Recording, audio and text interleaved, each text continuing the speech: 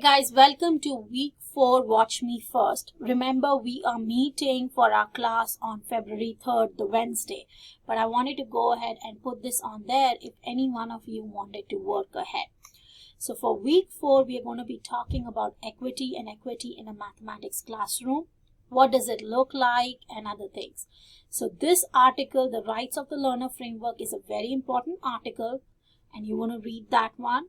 You have a webinar link, that is your equity in education, and your assignment is, your first written assignment is, you're going to identify 3 key ideas that stood out to you in the reading and why.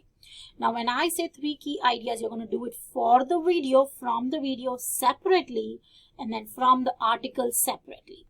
Same way you're going to do the questions from the article separate and from the video separate.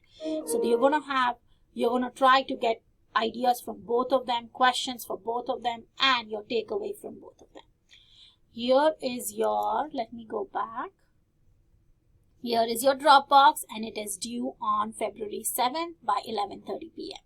That is your assignment for week 4. If you have any questions, don't hesitate to ask.